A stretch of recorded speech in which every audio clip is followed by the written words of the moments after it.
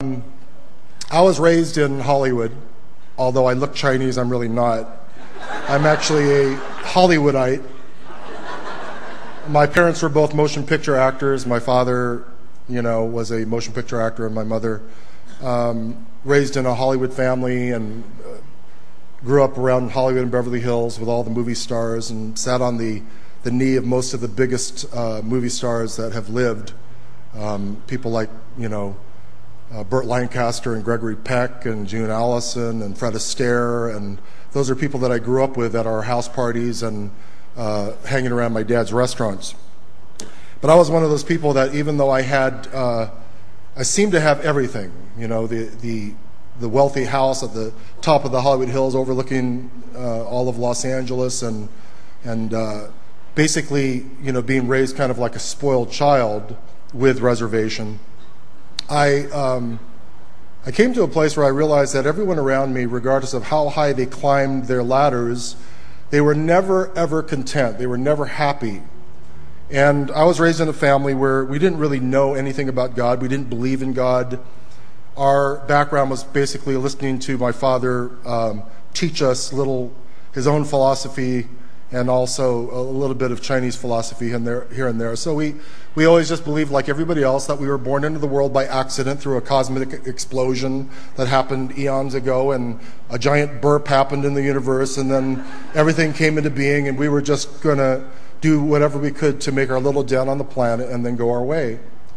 But something was hardwired into my heart early on that caused me to really question these things. And so early on, I basically kind of just dropped out of the whole Hollywood, Beverly Hills, Los Angeles scene and moved down to Laguna Beach.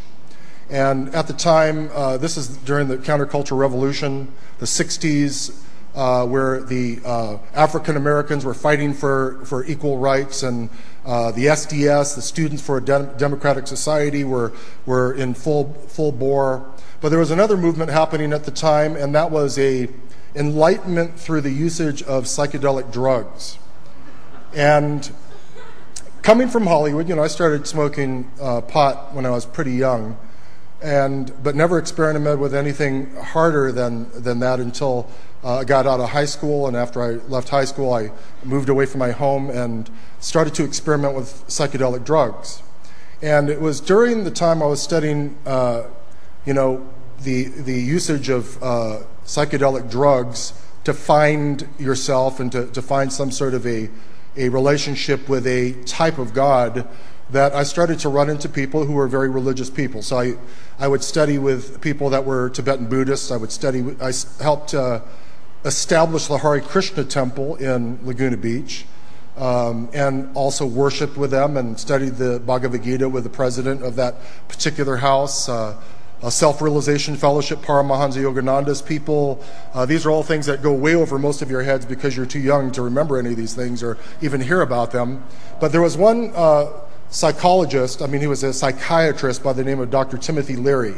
You've probably heard about him in your infamous parts of your history book.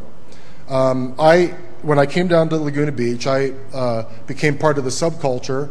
And I was befriended because of my guitar playing mostly and singing by some musicians who lived out in the Laguna Canyon. And so I went out there to jam with them, and I was kind of adopted into the Timothy Leary family. They called themselves the Brotherhood of Eternal Love.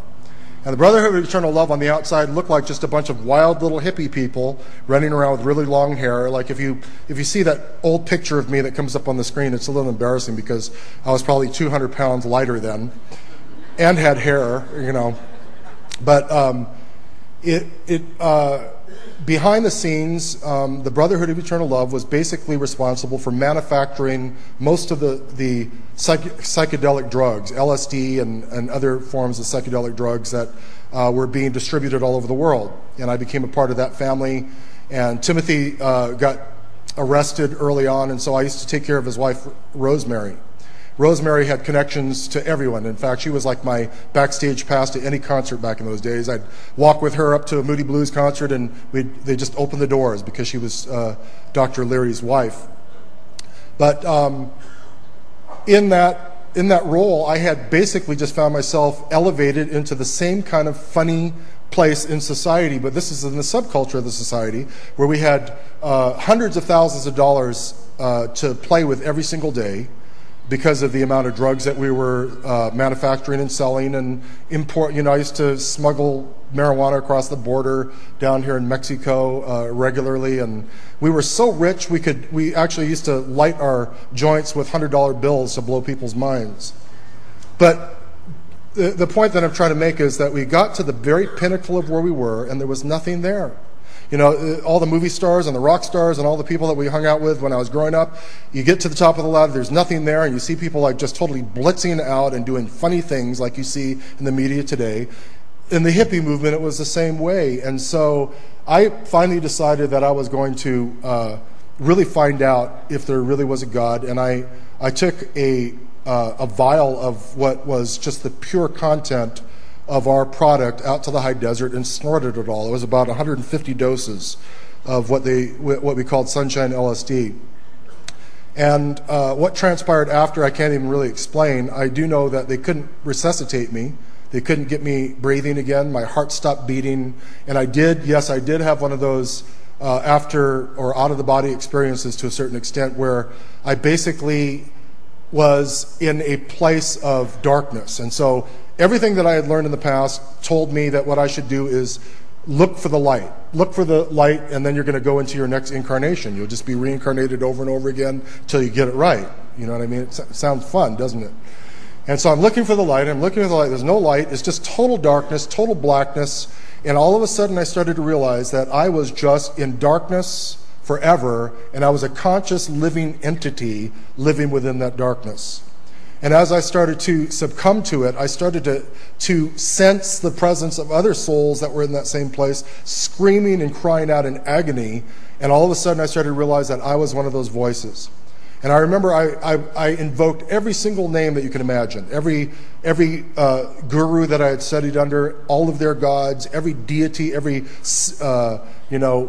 demigod that I could remember their name, and nothing happened. And the very last name that I cried out to, because I never wanted to be a Christian, was the name of Jesus. I said, Jesus, if you're real, save me. If you're real, save me. And I was screaming it at the top of my lungs. You couldn't bear it if I were to start screaming right now.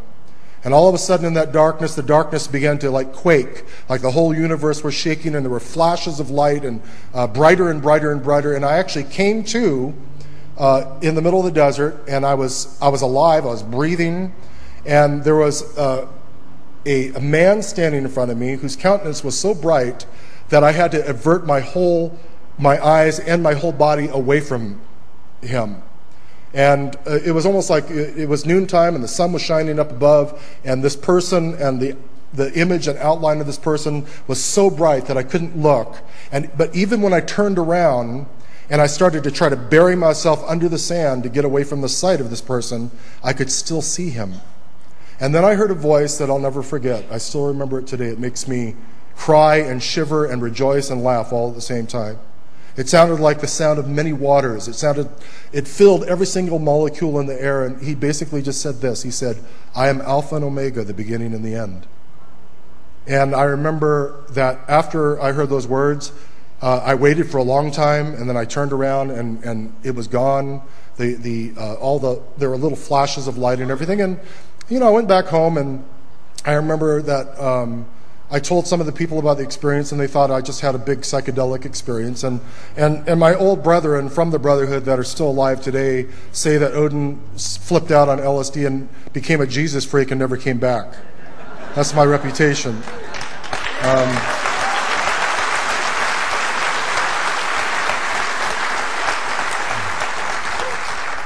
And it is true. They waited for me for years to come back. I still lived in Laguna, but what ended up happening was I met some people from Calvary Chapel after my conversion, and they would come down and play music with me and preach in my backyard right in the middle of Laguna Canyon where the whole Brotherhood lived. And this is a secret society that didn't want any strangers in the canyon. We had 300 or 400 people coming out every week to listen to people preach the gospel in the backyard. And so all this to say, it's been over pretty close to 37 years now that I first came to Calvary Chapel and met Pastor Chuck, and just if you would just give Jesus a chance, if you just give Jesus an opportunity to come into your heart and to show you that he's real, he will. And it doesn't matter if you're young or old, or if you're on the edge of death, or if you're still living and breathing. If you just open up your heart, he will come in and you'll never be the same. I can attest to that. I'm living proof that with all of my wildness, God has taken me and transformed me into a whole different creature and creation. And it's only by the grace of God and because of his love for me and for you and for all of us. God bless you guys tonight.